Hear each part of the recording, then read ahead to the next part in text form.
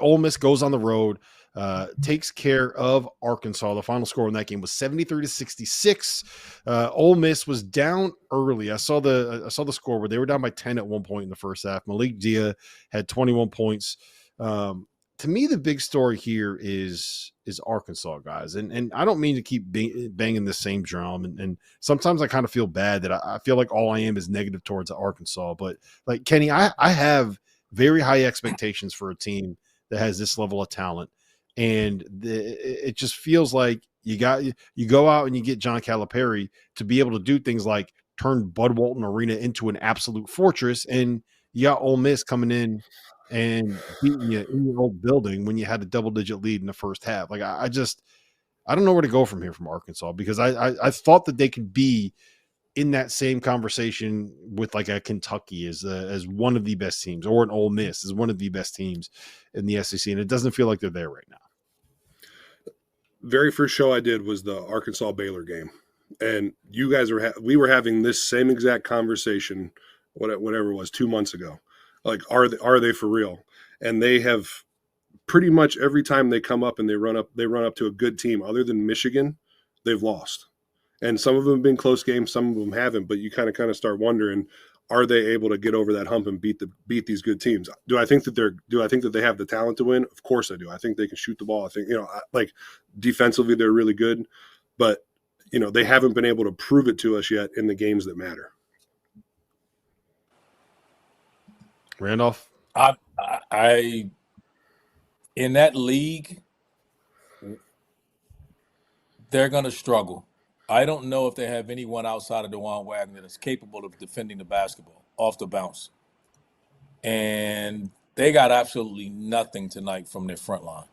Their bigs were just there. And I'm not saying it's their fault. I don't think we're questioning their talent, but they were not involved in this game. And Ole Miss, is junks the game up. They play, they defend, they're tough, shoot a lot of middies and drives, and they're a good team as well. Make no mistake about it. But this is what we talked about when you just mentioned about having a guy can help you with games like this, and they're relying on a freshman. And right now it looks like if Boogie Flange struggles, they struggle. And when you rely on a freshman to be your guy, I thought John L.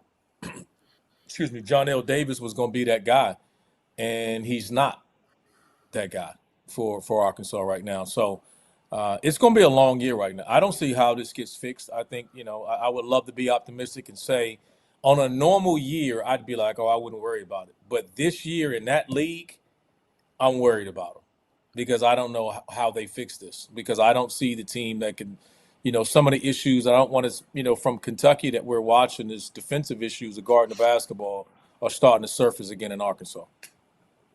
Mm-hmm. I'm out on them. They got Florida coming up next at home. I don't see them beating Florida. That'll be an 0-3 start in the SEC with 2 home losses. And I just don't know how you bounce back from that in this conference, right? And after you play Florida at home, you got to go at LSU and at Missouri. And I don't know if either of those programs are world beaters, but Ken Palm right now has both of those as losses for Arkansas. And Rob, let's call it what it is. That Florida game is a must-win game. Mm-hmm. Like, they got to win that Florida game. Come hell or high water, however you do it, you got to figure out a way. If you want to have a win that validates to say that, hey, we're going to figure this out, they need to find a way to win that game. Like, they have to come out and win that Florida game. At home, you don't figure it.